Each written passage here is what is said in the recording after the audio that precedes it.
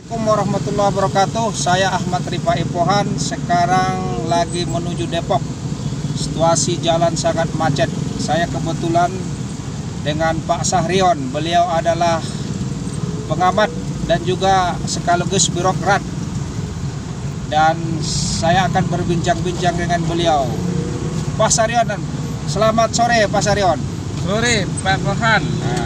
Apa kabar ini? Kabar baik Pak Pohan. Saya ingin bertanya ini, bagaimana kondisi Jakarta yang selalu macet? Apakah ada ide yang bisa mengatasi kemacetan sehingga jalan-jalan di Jakarta ini ditempuh dengan waktu yang relatif singkat?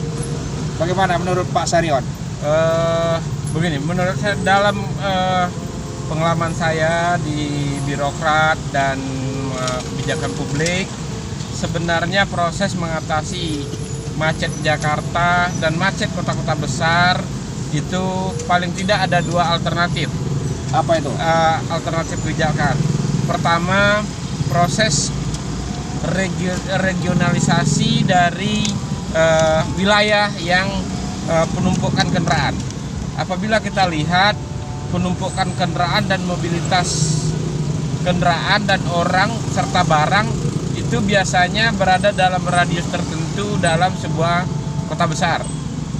Umpamanya Jakarta ini tidak hanya Jabodetabek yang melakukan mobilisasi kendaraan orang-orang, tapi adalah sudah beberapa wilayah di Provinsi Banten, beberapa wilayah di Provinsi Jawa Barat dan DKI.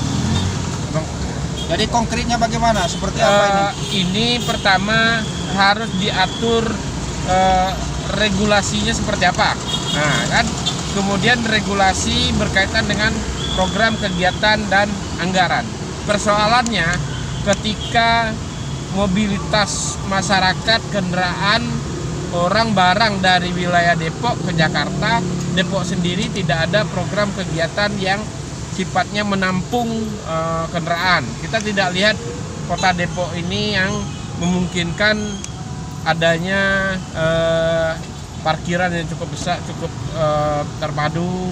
Kemudian dari parkiran orang bergerak dengan transportasi umum yang sehat.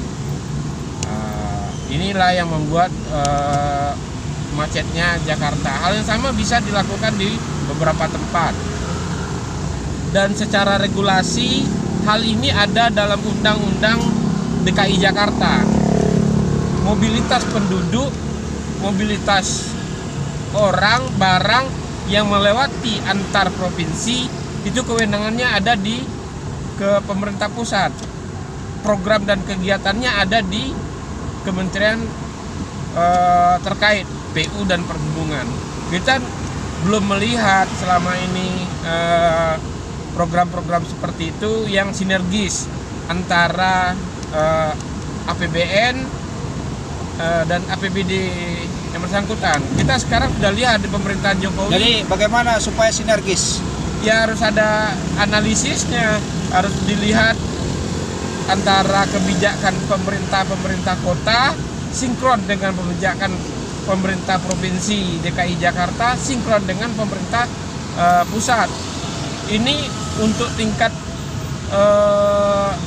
pemerintah kabupaten kota, pemerintah provinsi, saya belum melihat. Tapi di pemerintah pusat sudah kelihatan proses pembangunan beberapa hal, tapi tidak menyeluruh. Padahal itu harus sinergis gitu kan. Nah, ini yang tidak ada Pak Pohan.